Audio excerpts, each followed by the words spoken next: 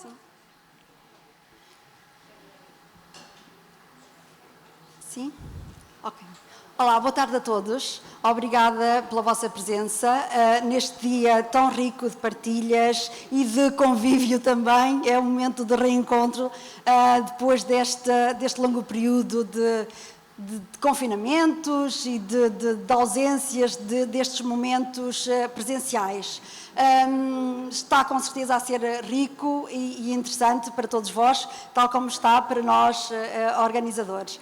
Vamos ter aqui um workshop que pretende refletir sobre recomendações da OCDE apresentadas no estudo da revisão da educação inclusiva em Portugal, com as recomendações, assente nas recomendações, fortalecer a governança e construir um sistema de financiamento coerente para a educação inclusiva, desenvolver a capacidade de responder à diversidade, equidade e inclusão na educação e promover respostas à diversidade dos alunos a nível da escola.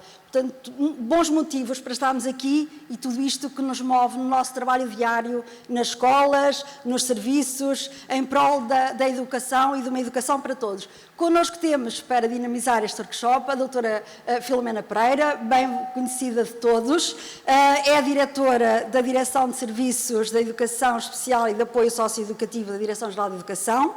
Tem participado em projetos de âmbito nacional e internacional no domínio das necessidades especiais e da educação inclusiva.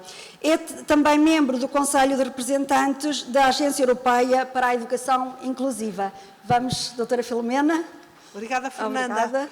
Muito obrigada. Então, boa tarde a todos. É um gosto contar convosco num workshop tão cheio de gente que eu sinceramente não estava à espera, estava até receosa, porque com tanta oferta neste encontro que receei contar com menos gente, mas não, está completamente cheio. Portanto, a todos vós, muito obrigada pelo interesse nesta temática atual, não é? Numa temática muito atual. Portanto, estou também contente porque eu sei que vamos ter aqui vários olhares. Lentes diferentes de olhar para os fenómenos. Temos, por exemplo, aqui diretores, eu conheço-os, mas ponham o braço no ar para toda a gente saber quem são os diretores que estão aqui. Muito bem, não é? Temos também diretores de centros de formação, que é outro olhar, com outro para os fenómenos. Quem é que estão aqui diretores de centros de formação? Muito bem, não sejam timidamente, levantem bem lá para cima, que isto, a vossa responsabilidade é muito grande, é para ser bem afirmativos a levantar o braço. Professores? Muito bem. Um grande... Sim, mas só professores sem ter outra função. Muito bem. E professores e pais ou mães? Pois, também é importante, a gente não se esquecer. Ora, muito bem, tal como a minha colega Fernanda disse, o Ministério da Educação encomendou à OCDE um estudo sobre a avaliação da educação inclusiva em Portugal, centrada na aplicação do Decreto-Lei número 54 e no Decreto-Lei número 55.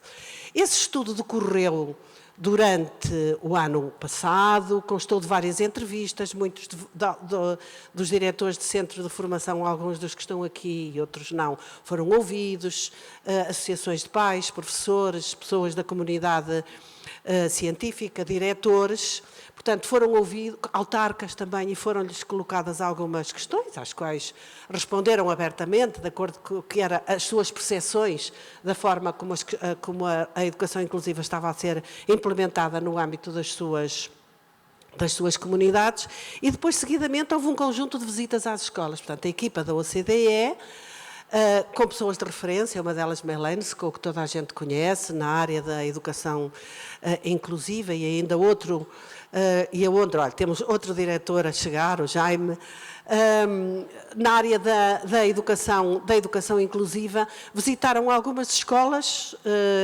Eu estou, por exemplo, por acaso haver, por acaso não, por exemplo, haver aqui a doutora Conceição Malhó, a equipa da OCDE esteve na escola que a doutora Conceição Malhó dirige, portanto, a equipa Escola Coimbra Centro, e outras, penso que não estará aqui mais nenhuma, mas foi um conjunto de escolas a nível nacional. Depois produziram o seu relatório. Esse relatório está disponível na página da Direção-Geral de Educação. Estão 2 relatórios lá que são interessantes. Aquilo que se chama Country Background Report, que foi preparado por nós da administração, portanto, focalizado na legislação, nas políticas, nas orientações, nos procedimentos, nas verbas, nos dinheiros, portanto, encontram lá uma descrição completa, e o outro, sim, produzido pela OCDE. Os 2 relatórios estão neste momento em inglês, mas eles estão neste momento a ser traduzidos, portanto, muito brevemente tem esses relatórios na nossa língua, o que é o que vai facilitar muito mais a tarefa. Ora bem, portanto, é de certa forma sobre... Eu só vou apresentar muito poucos slides que os tenho também aí impressos, ou seja, para depois levarem convosco e poderem discutir também nos vossos locais de trabalho, e a seguir eu vou-vos pedir contributos, porque nós andamos neste momento à procura de contributos sobre como operacionalizar as recomendações que foram feitas pela OCDE, que nós vamos abordar de uma forma muito rápida. Antes de mais, eu gostava de dar nota, porque no nosso país ainda há muita tendência, porque culturalmente assim foi durante muitos anos, de achar que educação inclusiva e educação especial são sinónimos, não é? E não são, não é? Sabemos que educação inclusiva tem a ver com a qualidade da educação, tem uma componente ideológica fortíssima, não é? Portanto, de garantir a equidade, do respeito pela diversidade, de uma matriz ética, de não deixar nenhum aluno para trás, não é? Uma escola de compromissos com as famílias e com os alunos, e educação especial, obviamente, que é um conjunto de apoios especializados que é necessário mobilizar para determinados alunos que necessitam desses recursos. Portanto, entendemos sempre os apoios especializados em educação especial como um recurso existente nas escolas, como outros, não é? O serviço de psicologia é outro recurso, a área dos clubes é outro recurso, a biblioteca é outro recurso. Portanto, os apoios especializados são outro recurso existente na escola para mobilizar apoios especializados a alunos que deles necessitam. O relatório da OCDE, nesta perspectiva de educação inclusiva abrangente, focalizou-se... Vamos lá ver se isto tem luz de ponteiro. Não tem. Obrigada. É que dá-me jeito às vezes de ter o ponteiro. Ora bem, debruçou-se sobre estas dimensões da diversidade, não é? Eu não gosto de falar em diferenças, porque temos uma grande dificuldade com o termo diferenças, não é? Se falarmos em diferenças, depois temos tendência para arranjar categorias diferentes, não é? Que acontece muito. E a inclusão dá-se mal com categorias, não é? Com rótulos. Portanto, diversidade cultural, linguística, étnica, de orientação sexual, também emocional e cognitiva. E, portanto, foi sobre esta diversidade que a OCDE se debruçou quando fez este estudo de avaliação em Portugal, e a doutora Conceição Malhó sabe bem, porque foram essas questões que foram colocadas na escola. Portanto, estão a ver as várias dimensões da diversidade que foram analisadas, são estas que estão aqui. Portanto, começando lá em cima, a questão das minorias étnicas e religiosas, depois a questão das migrações, as questões do género, as necessidades específicas, não é? Portanto, aqueles alunos que exigem recursos, que necessitam de recursos especializados para acederem ao currículo, depois também as altas capacidades e depois a questão da identidade de género e da orientação sexual. Portanto, analisou nesta perspectiva de educação inclusiva estas várias dimensões, não esquecendo que estas dimensões têm ligações, interseções com o quê? Com o estatuto socioeconómico e com a localização geográfica, portanto, das comunidades onde estão inseridos. Portanto, foram todas estas dimensões que a OCDE analisou, que no fundo são as dimensões que estão previstas também no Decreto-Lei 54. Portanto, não se debruçou apenas sobre os alunos, sobre a questão das respostas educativas aos alunos com necessidades específicas, mas numa perspectiva mais abrangente. Nós sabemos que temos uma escola multicultural, vocês sabem isso muito melhor que eu, não é? Se eu perguntar aqui quantas nacionalidades diferentes tem na sua escola, diga-me lá. Cerca de 20. Cerca de 20. Se eu perguntar à doutora Conceição, quantas? 32. Portanto, estão a ver, temos, como sabemos, uma escola multicultural. Neste momento temos 164 nacionalidades diferentes nas nossas escolas, o que é um desafio imenso para as escolas, para os professores, para os diretores. Portanto, isto só para vos dar uma nota de quais foram as dimensões estudadas. Agora vamos entrar muito rapidamente, porque eu depois quero que vocês partilhem as vossas reflexões aqui com todos. Vamos olhar para as conclusões e as recomendações. Diz a OCDE que o sistema educativo português tem alcançado melhorias históricas no acesso e nos resultados ao longo dos últimos 25 anos. Estes dados aparecem depois lá no relatório, os dados do abandono, os dados do PISA, todos esses dados lá aparecem. Diz que Portugal também apresenta uma melhoria significativa no desempenho geral dos alunos. Portanto, o PISA e outros relatórios internacionais dão-nos essa nota.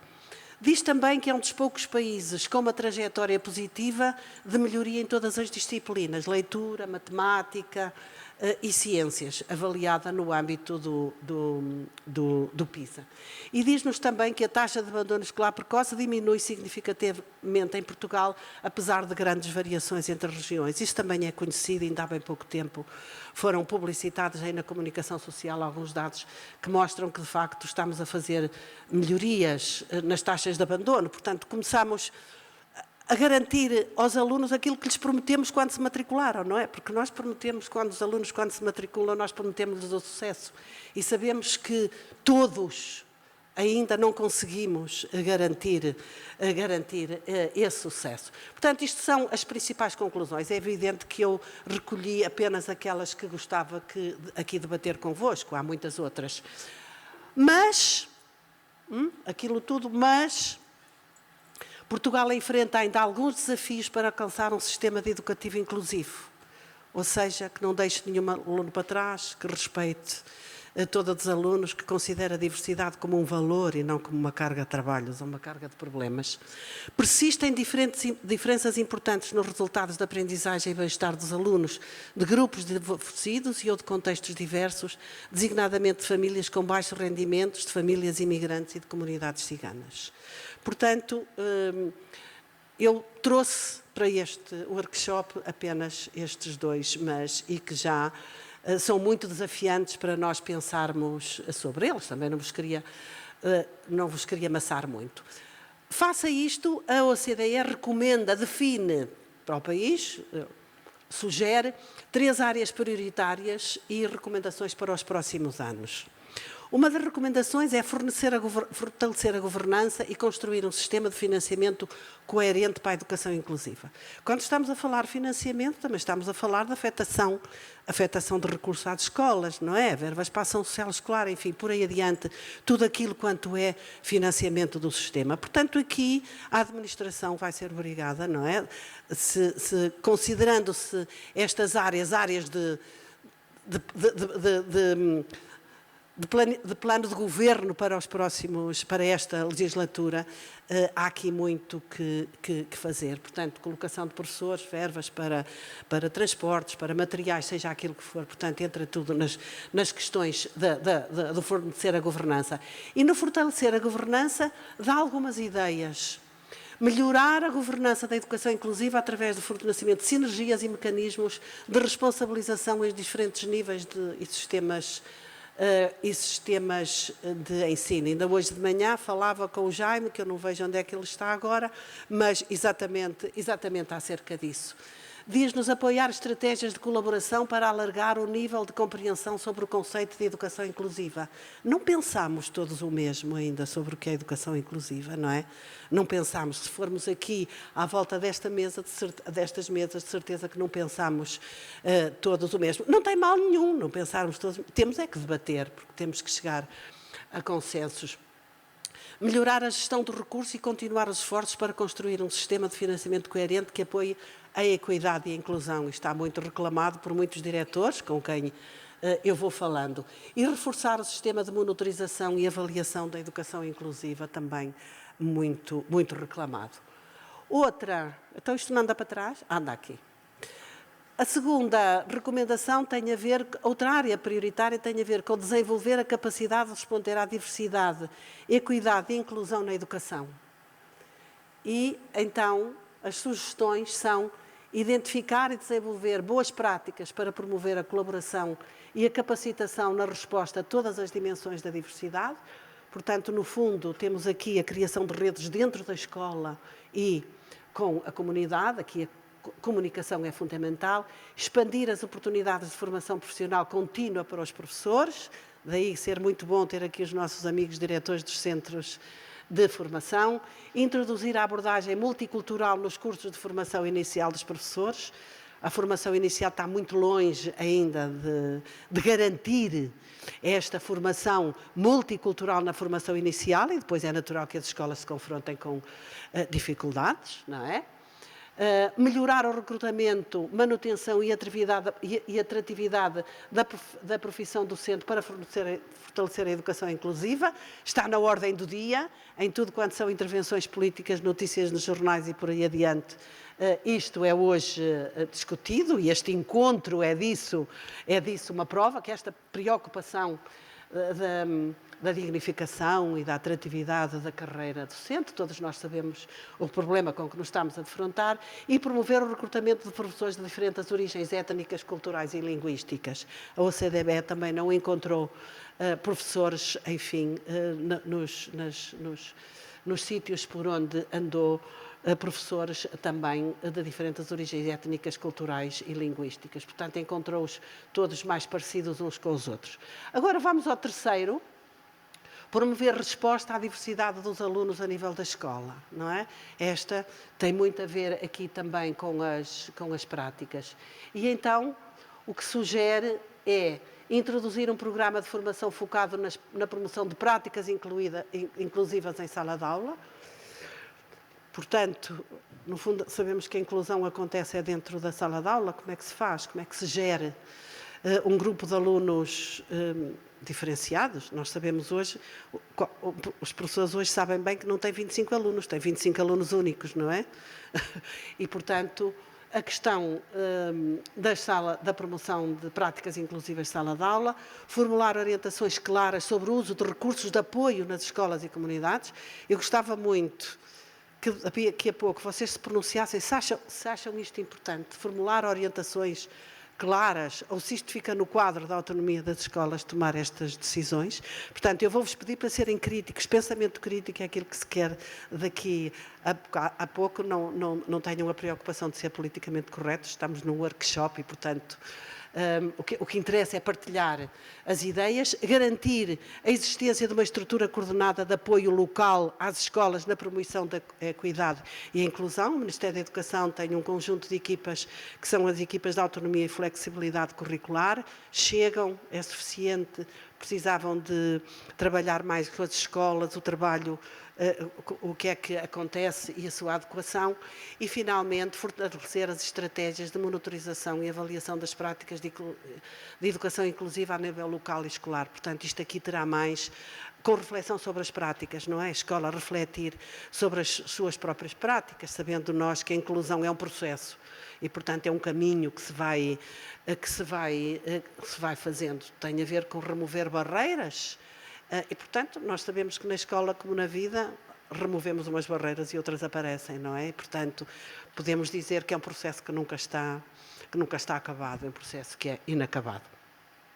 Ora bem, isto foi o que eu trouxe para partilhar convosco, para vos encorajar à discussão e, portanto, eu agora, enfim, fiz esta introdução breve, também ao fim de 15, 20 minutos já ninguém ouve, não é? Portanto, agora, nós sabemos isso, nós sabemos que ao fim de 15, 20 minutos já ninguém ouve.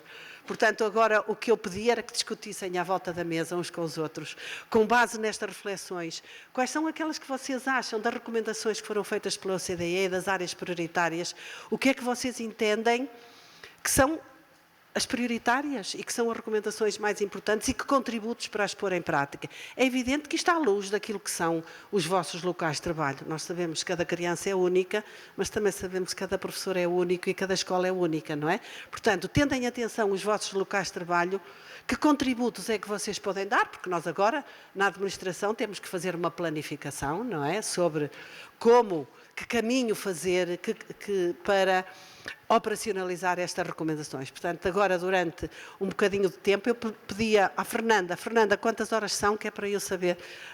O meu relógio, neste momento, é só decorativo, porque a pilha acabou. 6h37.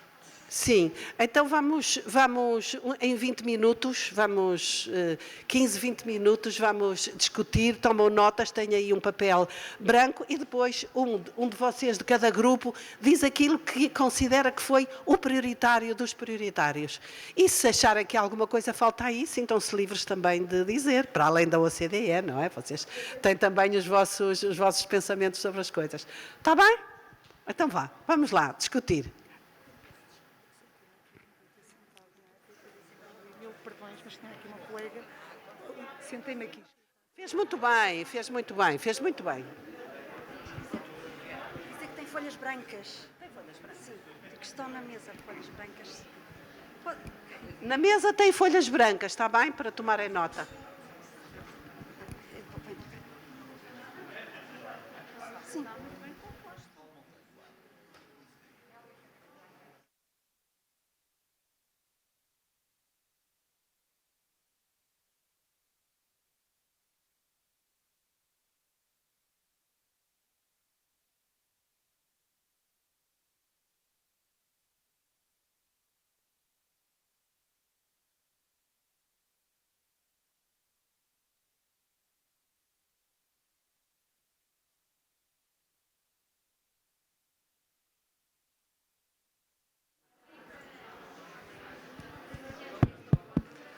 Ora bem, caríssimos e caríssimas, estávamos todos muito interessados e muito envolvidos a discutir, mas provavelmente que nem me conseguem ouvir, mesmo eu estando no micro, o que é muito bom sinal, não me estarem a ouvir, não é? Olha, este grupo, por exemplo, estão aqui tão entusiasmados que nem me estão a ouvir. Vamos agora ouvir-me só um bocadinho. Ora bem, provavelmente todos querem ir embora às 5h30, não é? Para casa, para as vossas vidas. Portanto, vou agora passar o microfone a cada um dos grupos e vou pedir a um dos colegas de cada grupo para identificar, com base naquilo que foi a discussão, aquilo que consideraram ser as áreas prioritárias e que recomendações é que gostavam aqui de partilhar com todos. Está bem? Vamos então agora ouvir, tá? Escolham um de cada grupo para partilhar. Eu vou começar aqui por este grupo. Vamos lá. Então vamos lá.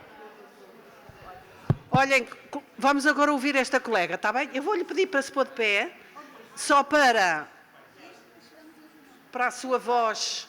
Então vá. O micro é seu agora. Vamos então ouvir. Obrigada. Boa tarde a todos e a todas. Vamos ver se eu consigo expressar o que foi aqui muito bem debatido no nosso grupo nestes minutos. Não vou precisar tanto, doutora Filomena. Não vou. Então é assim, nós achamos que, e do encontro dos vários olhares que tivemos aqui, que há duas áreas fundamentais. E essas duas áreas estão em dois domínios diferentes daqueles que foram apresentados como mais frágeis para nós melhorarmos em Portugal. Uma delas tem a ver logo com a primeira, porque consideramos que nas nossas escolas há uma grande ainda confusão sobre o que é que conceptualmente é a inclusão e a educação inclusiva. E só quando esta barreira for minimamente ultrapassada nas nossas cabeças, em todos os agentes, é que poderemos chegar à sala de aula, onde vimos há bocadinho, e todos nós também já sabemos que é lá que tudo acontece, não é? Depois, não menos importante, é a necessidade de haver uma formação contínua por parte dos agentes educativos, que também permitam que haja uma visão abrangente da inclusão e que nos permita, de uma vez por todas, cruzar o 55 e o 54 e que eles andem de mãos dadas por aí fora. Depois, isto não, acho que não foi bem aqui debatido, foi só aqui falado, se calhar muito, muito baixinho, que tem a ver com algo que nos chamou a atenção para a outra dimensão, aquela dimensão mais local, mais da escola. E neste momento eu peço desculpa aos elementos do grupo, mas vou dar a minha opinião, não chegámos aí. Eu acho que há áreas de intervenção e de rentabilização de recursos e de opções onde a autonomia dos agrupamentos deve ser maior e não ser tão ditada da tutela. Não sei se concordam, se não concordam, olhem, pronto, mas foi assim. Muito obrigada. Vamos passar aqui a outro grupo. Quem é que toma conta do micro? Então vá. Boa tarde a todos. Não, nós efetivamente passámos muito do nosso tempo também a discutir aquilo que são as necessidades específicas e isto também demonstra efetivamente que ainda há uma dificuldade em enquadrarmos bem o 54 nas escolas. É evidente que nós muitas vezes trabalhamos muito para, e também foi aqui debatido, para os alunos com medidas seletivas não chegarem adicionais e centramos-nos muito também dos nossos esforços nas distribuições para que assim seja, e que muitas vezes já percebemos também não é conseguido. Estávamos precisamente agora a debater que o passo seguinte é que, efetivamente, nas escolas não é isso que estamos a falar quando estamos a falar de 54. E quando estamos a falar de 54, estamos efetivamente a falar de todos os alunos e de todas as necessidades dentro da escola. E isto, nós temos assistido a várias conferências e a várias palestras, e eu tenho uma imagem, estávamos precisamente a falar sobre isso, que existem uma grande dificuldade entre nós, professores, porque eu antes de ser diretor sou professor, em nos adequarmos às necessidades que temos dentro de 24 ou 28 alunos, os que estivermos dentro da sala de aulas e à especificidade de cada um. E isso leva a que muitas vezes a gente não consiga perceber que aquele aluno vai chegar a determinado patamar, ou a que patamar é que ele vai chegar. E também percebo que muitas vezes não existe uma avaliação formativa, existe essencialmente uma avaliação sumativa e não existe uma referenciação em determinado feedback que se dá aos alunos e tentar perceber uma avaliação que muitas vezes podia ser feita formativa antes dessa avaliação sumativa. E isso eu concordo com a doutora Filomena e acho que o grupo também quando dizia que falta, se calhar, na formação dos professores, inicial de professores, esse aspecto. Porque eu, o exemplo que tenho foi de um formador que gostei muito de ouvir, que agora não me recordo o nome, que ele mostra-nos aquela imagem de vários animais em que temos desde a girafa, o elefante, até ao caracol e ao peixe, que já toda a gente, se calhar, viu essa imagem, e que, efetivamente, se compararmos isso com os nossos alunos, existe uma laranjeira e esse conjunto de animais, e, efetivamente, a girafa e o elefante vão chegar à laranja muito fácil e o peixe nunca lá vai chegar. E isto ainda está difícil de perceber nas escolas, como é que devia funcionar o 54 e a interligação com o 55. Muito obrigada. Palmas também para este grupo. Eu queria só sublinhar que a avaliação formativa é uma medida universal. O que quer dizer que é para todos os alunos e não só para alguns. Muito obrigada. Vamos aqui agora a este grupo e depois a seguir vamos a esse. Já podem identificar quem é que vai falar? Então vá lá. Responsabilidade. Bom, então, boa tarde a todos. Vou tentar explicitar aquilo que foi dito aqui neste grupo de trabalho. Também fizemos aqui uma reflexão nestes poucos minutos, mas chegámos aqui a algumas conclusões que foram consensuais. Então, dentro daquilo que é o espírito da educação inclusiva, para já a educação inclusiva é um termo um bocadinho estranho, porque para nós, penso que para mim e para os colegas todos, a educação, se não for inclusiva, não é educação, não é? Portanto, a educação inclusiva é um termo assim meio estranho que ainda estamos a tentar perceber. Passando essa parte, o que é que gostaríamos de dizer? De acordo com o desafio que nos foi feito, pensamos que tem que haver, sim, orientações claras do Ministério da Educação. Sim, tem que haver orientações claras para o do Ministério da Educação para as escolas, mas tem que ser as escolas a apropriarem-se depois de todos os instrumentos, todas as ferramentas para dar resposta àquilo que são os seus desafios internos. Posso dar um exemplo para concretizar aquilo que estamos a dizer. Os planos de desenvolvimento pessoal, social e comunitário. Portanto, é dado um pacote de horas às escolas, tal como é dado aos TAPE, e são os TAPE que decidem o que é que têm que contratar. Se são técnicos especializados, são professores, são mediadores, são psicólogos, seja o que for, para que depois, no fim, possamos fazer uma monitorização efetiva e percebermos se estamos a atingir os resultados ou não da nossa unidade orgânica. Sentimos esta necessidade desta monitorização, mas mais do que uma necessidade de monitorização, necessitamos de apoio local. Porque muitas vezes sentimos, os diretores, sentimos um bocadinho distantes da administração central. Está bem, temos os telefonemas, os mails, etc., mas às vezes precisamos de apoio no local. E recordamos-nos de umas estruturas que existiram aqui há uns anos atrás, não só davam resposta à educação inclusiva, mas davam resposta a uma série de questões que fazem sentido na escola, que eram os centros de área educativa. Os centros de área educativa eram estruturas desconcentradas, como todos sabem, do Ministério da Educação, que serviam para dar também apoio às unidades orgânicas. E muitas vezes muitos destes problemas eram resolvidos através destes centros de área educativa, que, por e simplesmente, enfim, desapareceram da estrutura orgânica do Ministério da Educação. Portanto, o que é que nós queremos dizer com isto?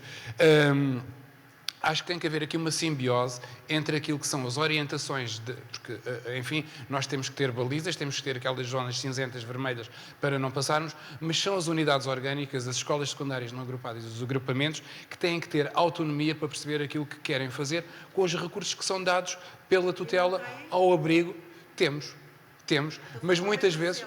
Como? Só falta exercê-la. E estamos a exercê-la, mas às vezes ainda com algumas dúvidas e enfim, com alguns constrangimentos, e precisávamos ter aqui o braço do Ministério da Educação mais próximo dos agrupamentos. É isto. Palmas também para este grupo. Uma intervenção de fundo. Aqui, quem é que vai falar em nome de todos?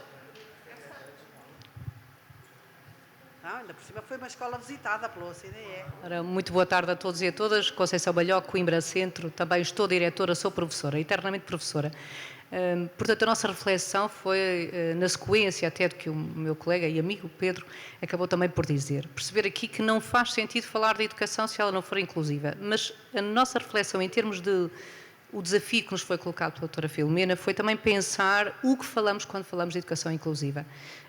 E no caso do meu agrupamento, visitado pela OCDE, perceber que não estamos aqui a falar apenas e só, por exemplo, de escolas de referência para a educação bilíngue de alunos surdos ou no domínio da baixa visão, mas também, por exemplo, para alunos do projeto UAR. Nós somos uma das 19 escolas do projeto de unidade de alto rendimento na escola. Portanto, temos alunos atletas e estamos a falar também desses alunos quando estamos a falar de educação inclusiva. Portanto, com este pressuposto, e esta que é importante esta discussão, sabendo que a educação só é educação se é inclusiva, naturalmente, e para isso também é importante percebermos que a sociedade tem que acompanhar esta própria configuração. Pensamos que há aqui um plano que aqui muito refletimos e aturamos sobre esta questão. E, portanto, perceber aqui, no concreto, na escola, no agrupamento, perceber que barreiras é que nós temos, efetivamente. E as barreiras aqui podem ser de índole cognitiva, física, de ambiente, linguística, cultural, todas aquelas barreiras que nos surgem. Perante as barreiras, então, pensamos os recursos que temos. E não vamos pensar que os recursos são sempre menos do que devemos. Às vezes, sim, são menos do que aqueles que necessitamos. Mas não é por serem às vezes não é o número que faz com que os recursos possam ser geridos. E esta gestão de recursos é importantíssima, tanto para a direção como para toda a unidade orgânica. Nesta lógica, há aqui um paradigma importantíssimo, que são as práticas. E aqui temos que pensar, não é? Quando eu estou agora a fazer o papel de leitora de atas de conselhos de turma e quando a informação é colocada em que o aluno não faz, os pais não fazem, não cumprem, que práticas é que os professores efetivamente estão a utilizar? Eu costumo ser um bocadinho provocatória, no bom sentido, penso eu, nos conselhos pedagógicos e perguntar: será que estamos a adotar as melhores práticas pedagógicas relativamente àquilo que os nossos alunos necessitam? É preciso fazer esta reflexão. E, portanto, com este bolo, de alguma forma, também percebemos que é necessário, foram dados aqui bons exemplos, a construção de rede de partilhas, partilha destas boas práticas, pensarmos que trabalhamos todos em conjunto. As escolas são todas diferentes, mas no fundo somos diversos. E é a diversidade que nos toca, todos temos um rosto, uma história, um nome, e é desta forma que também foram aqui dados bons exemplos com amigos críticos que podiam fazer aqui esta ponte. E, portanto, esta reflexão em construção. Uma escola, inclusive, sempre em construção. Obrigada. Muito obrigada pela reflexão do grupo. Aqui, quem é que vai? Claro que sim. Olá, boa tarde a todos. Meu nome é Paulo Monteiro, venho da Guarda e sou professor, acima de tudo. Aqui na nossa mesa nós somos 8 e claro que os consensos nunca são fáceis, como é óbvio. Mas acho que aqui não foi assim tão difícil como isso, porque quando falamos, como disse ali o colega, de inclusão, é complicado. Eu acho que nós podemos falar de alunos, os alunos são diferentes e cada um é um ser diferente, como todos nós somos. Quando queremos chegar a todos, o que é que temos que fazer? O que é importante nós fazermos? E o que é importante nós acrescentarmos às áreas prioritárias que estão aqui definidas neste documento? E foi isso que nos levou a refletir um pouco. O que é que nós podemos, que acho que foi esse o desafio, o que é que podemos contribuir mais? Como é que se pode chegar e como é que se pode mudar alguma coisa? Colocando então os alunos no centro, a inclusão, se quisermos dizer, identificámos aqui algumas áreas que poderão ajudar a melhorar este processo de chegar a todos. Uma dessas áreas é a mudança de práticas pedagógicas. A mudança de práticas é fundamental. A mesma, associada a isso, está a mudança de paradigmas na avaliação. A avaliação que nós fazemos, também como já foi referido, nem sempre é aquela que é a mais aconselhada, portanto, centramos-nos muito na classificação, pouco na avaliação formativa.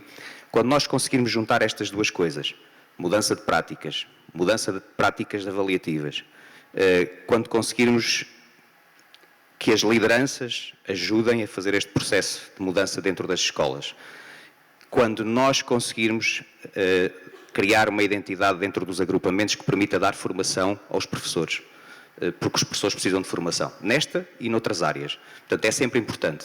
Formação, seja ela vinda dos centros de formação, seja ela formação interna. Os próprios agrupamentos criarem uma identidade e promoverem formação dentro da própria instituição.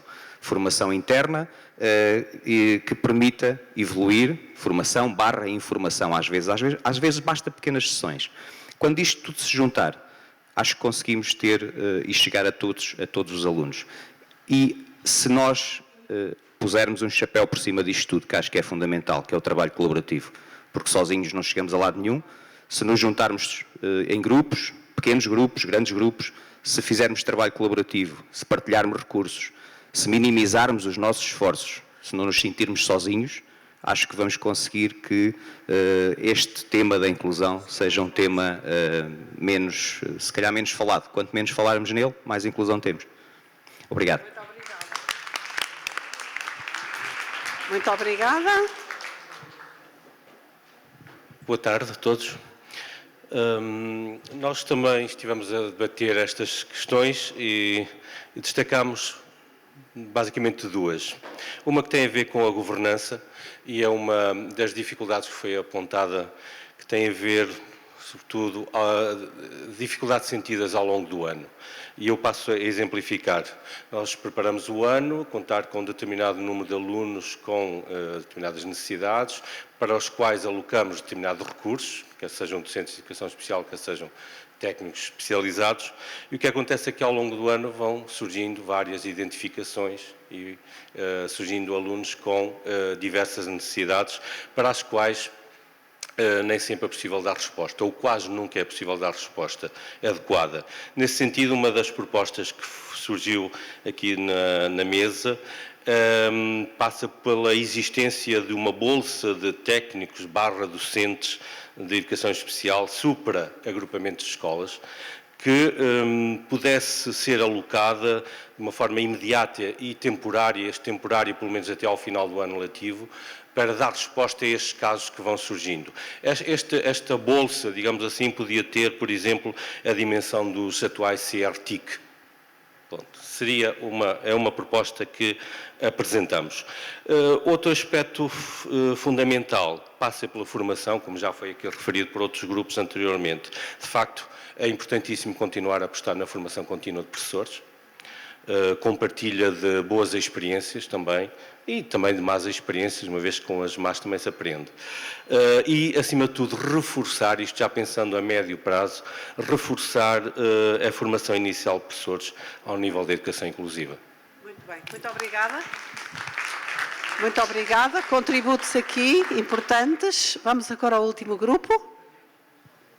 Quer-se levantar? Boa tarde, eu sou Margarida. Sou representante da autonomia e flexibilidade curricular. Eu cheguei um bocadinho atrasada à sala, portanto, assim, a nossa análise foi muito genérica. Eu vou tentar aqui resumir um pouco o que foi dito e eu penso que a tónica principal é, nas escolas, não deixarmos ninguém para trás. É assim, o que tivermos que fazer em contexto dos agrupamentos é com esta máxima que temos depois que agir em diferentes frentes. Eu penso que a formação dos professores é extremamente importante, mas a formação dos professores terá que ser feita, se calhar, temos que repensá-la numa nova forma, para que ela seja efetivamente eficaz, que é em contexto, junto dos grupos e com práticas que de alguma forma possam ser monitorizadas.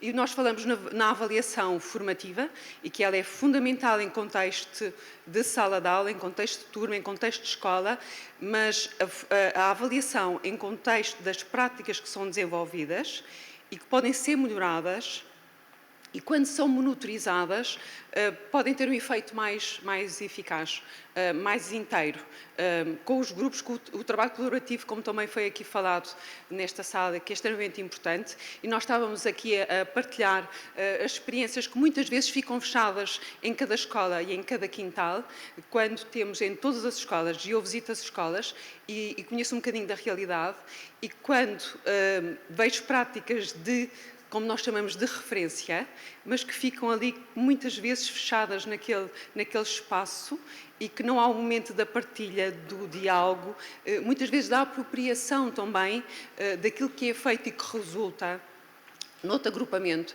muitas vezes até a nível da organização. Eu acho que nós às vezes temos dificuldade nas escolas como organizar, como incluir de uma forma eficaz, olhando para cada um como alguém que é único, que é especial, tanto nos nossos centros de aprendizagem, como no contexto das nossas salas de aula, que é difícil.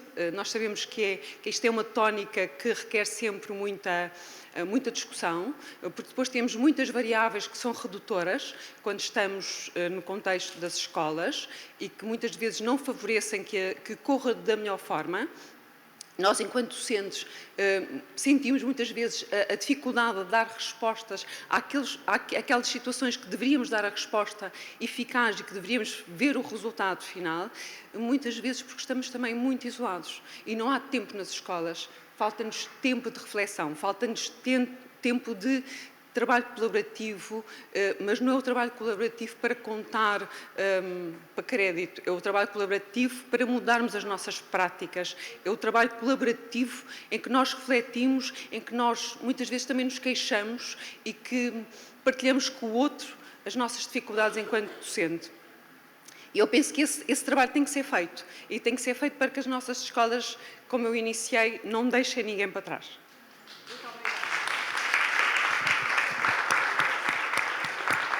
Muito obrigada, uma belíssima reflexão. Ora bem, chegamos ao fim da nossa hora, deste bocadinho que estivemos aqui juntos. Antes de terminar, antes de irmos embora, 2 notas, está ali o meu e-mail. Quando for preciso alguma coisa que queiram colocar, disponham é o meu e-mail de serviço. E agora, antes de ir embora e antes de vos agradecer muito esta vossa disponibilidade e a forma empenhada e atenta e entusiasmada com que discutiram, em jeito de avaliação desta sessão, eu ia pedir que, voluntariamente, quem quisesse, terminasse com uma palavra, apenas em jeito de como é que se sentiram e se o estar aqui foi uma mais-valia ou, enfim, foi a tempo precioso, que não foi uma mais-valia. Estava a pensar exatamente nas palavras que queria dizer. Uma palavra só, simples. Manela, uma palavra. Uma palavra? Sim. Participação. Obrigada. Muito bem. Mais quem quer? Diga lá. Partilha. Partilha. Passa outro. Inclusão. Inclusão. Enriquecido. Integração. Partilha. Reflexão. Comunicação. Contributo.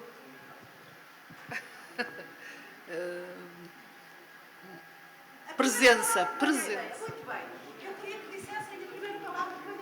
Positivo. Esclarecimento. Perspectivas. Mudanças. Resiliência. Aprendizagem. Muito obrigada. Partilha. Aferição. Reflexão. Melhoramento. Foi, Mudança. temos mesmo terminado, doutora Inclusão. Filomena. Foi.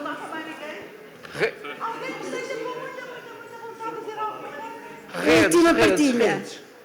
Última. Estamos mesmo para além do tempo. Então vá, última. Colaboração. Sim, Pronto. muito bem. A todos, muito obrigada. Muita saúde, essencialmente. Encontramos-nos amanhã para outro dia de reflexão. Obrigada pela vossa presença. Fiquem bem. Até amanhã.